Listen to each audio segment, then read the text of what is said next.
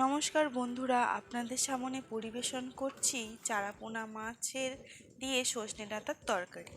এক কথায় এটিকে সুপারফুড বলতে পারেন। বাচ্চা থেকে বৃদ্ধ এবং গর্ভবতী মায়েদের জন্য এটি খুবই উপকারী ও সুস্বাদু একটি খাবার। প্রথমে কড়াইটিকে গরম করতে দিয়ে কেটে ধুয়ে রাখা চারা মাছগুলিকে নুন হলুদ মাখিয়ে রাখবো। আপনারা নিশ্চয়ই জানেন যে এই মাছের মধ্যে থাকা ক্যালসিয়াম ও ওমেগা 3 ফ্যাটি অ্যাসিড হাড়কে যেমন মজবুত করে, তেমনি এতে থাকা অ্যান্টিঅক্সিডেন্ট ক্যান্সারের সেলসের সাথে লড়তে সক্ষম। মাছের মধ্যে নুন হলুদ মাখানো শেষ হলে কড়াই গরম হয়েছে কিনা দেখে তার মধ্যে সাদা তেল দিয়ে দেব এবং সাদা তেলটিকে ভালো করে গরম হতে দেব। কড়ার গায়ে তেলটিকে একটু ছড়িয়ে নেব।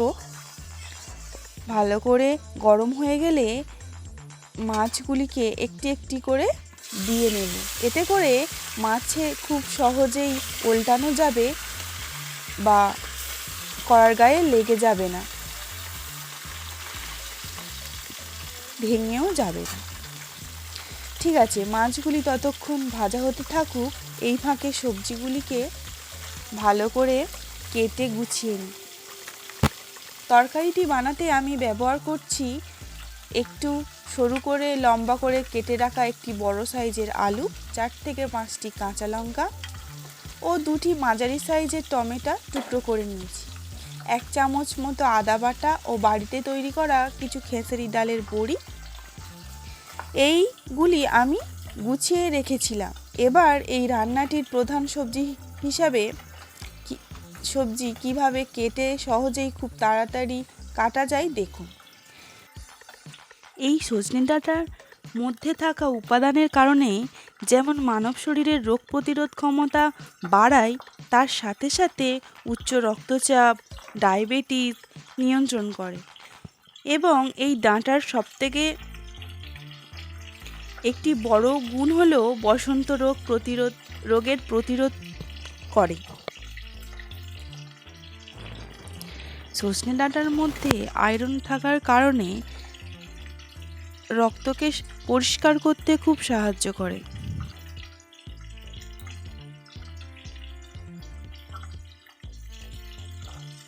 পাঁচ থেকে 7 মিনিটের মধ্যে মাছগুলি এক পাশটা ভাজা হয়ে গেলে মাছগুলি উল্টে দিয়ে আর এক পাশটা ভেজে নেব। ভাজা শেষ হলে একটি একটি করে তুলে নেব মাছগুলি।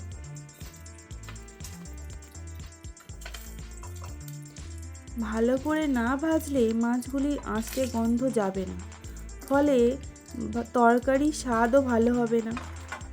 আবার অন্য মাছগুলি একইভাবে একটি একটি করে তেলের উপর দিয়ে এক সাইড ভাজা হয়ে গেলে উল্টে দিয়ে অন্য সাইডটা ভাজা হলে ভালো করে লাল করে ভেজে তুলে নেব।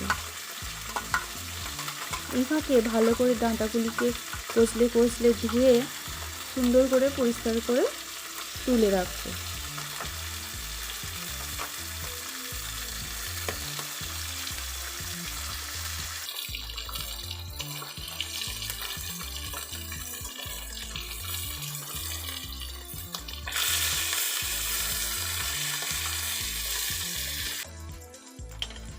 মাছ ভাজা হয়ে গেলে 1 চামচ তেল দিয়ে বড়িগুলো দিয়ে লাল লাল করে ভেজে বড়িগুলো তুলে নেব। বড়িগুলো না ভাজলে, কাঁচা বড়ি যদি তরকারি ঝোলের মধ্যে দেওয়া হয় তাহলে সব মিশে যাবে, ভেঙে যাবে এবং স্বাদও ভালো হবে না।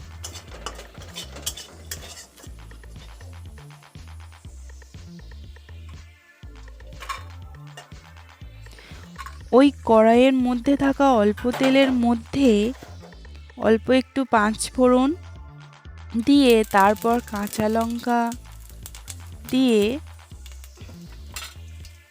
অল্প একটু নাড়তে হবে।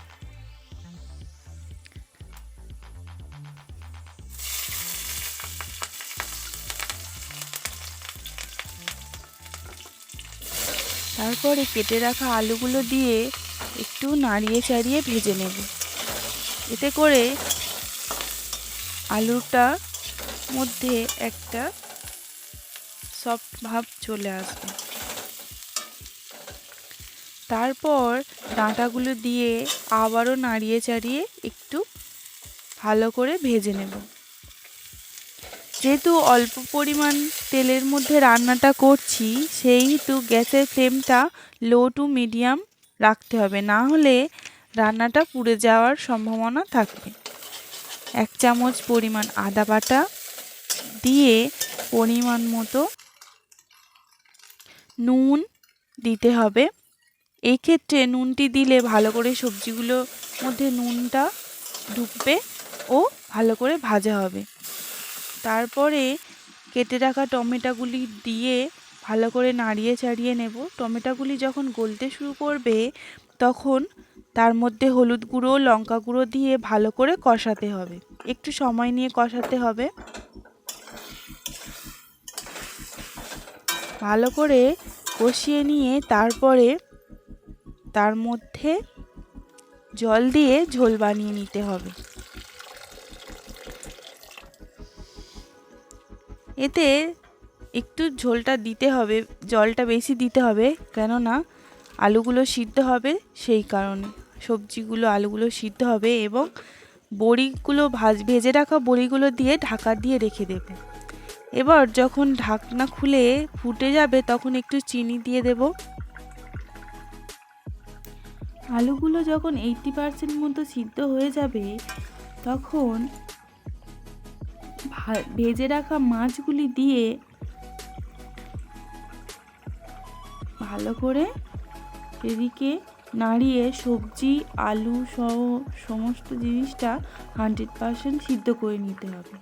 এবং যখনই তরকারিটা সিদ্ধ হয়ে যাবে বা ঝোলগুলো কমে আসবে, গায়ে গায়ে ঝোলগুলো হয়ে যাবে তরকারিটা, সেই সময় ভাজা জিরের গুঁড়ো 1 চামচ উপর থেকে ছড়িয়ে দিতে হবে। এর ফলে খুব সুন্দর গন্ধ আসবে, স্বাদও বাড়বে এবং ঝোলের পরিমাণ কমে আসলে গায়ে গায়ে মতো মাখা মাখা মতো হয়ে গেলে তরকারিটিকে নামিয়ে নিন এবং গরম ভাতের সাথে পরিবেশন করুন।